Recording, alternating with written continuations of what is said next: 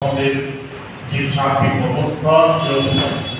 পঞ্চায়েত দখল করার লক্ষ্যে 11 বাহিনী, রাজ্য সরকার, দলদাস পুলিশ প্রশাসন, নির্বাচন কমিশন একে ব্যবহার করার চেষ্টা করছে। এই জায়গায় দাঁড়িয়ে আমরা কংগ্রেস সহ যে এই রাজ্যে গণতান্ত্রিক ধর্মনিরপেক্ষ বিরোধী দলগুলি সামান্য যে কয়টা আসলে নমিনেশন দিতে পেরেছে, সেই জায়গায় মানুষকে সংগঠিত করার চেষ্টা করছে যাতে মানুষ তাদের ভোটাধিকার নির্ভয়ে প্রয়োগ করতে পারে। আমরা নিশ্চিত যদি মানুষ নির্বাচক মণ্ডলী যেই জায়গায় নির্বাচন হবে, সেই জায়গায় নির্বাচক মণ্ডলী যদি ভোটাধিকার নির্ভয়ে প্রয়োগ করতে পারে, তাহলে যেই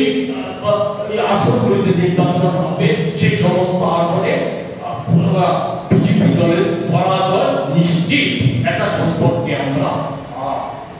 আমাদের কোনো সন্দেহ নেই, সে যে জায়গায় পরাজয় নিশ্চিত। এমন অবস্থায় দাঁড়িয়ে আমরা আপনাদের মাধ্যমে রাজ্যবাসীর কাছে আমাদের অগণিত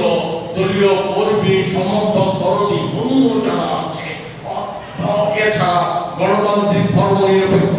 যে সমস্ত রাজনৈতিক দল, বিজেপি বিরোধী রাজনৈতিক দলগুলি আছে, তাদের যারা দলীয় কর্মী, সমর্থক বন্ধু আছে, সকলের কাছে আবেদন করছে ঐক্যবদ্ধ দেশকে রক্ষা করার জন্য, দেশের মানুষ যেমন ঐক্যবদ্ধ হচ্ছে, আমাদের রাজ্য, এই রাজ্যটাকে রক্ষা করার জন্য, রাজ্যের যে ভয়ঙ্কর অবস্থা, অবর্ণনীয় অবস্থা, এই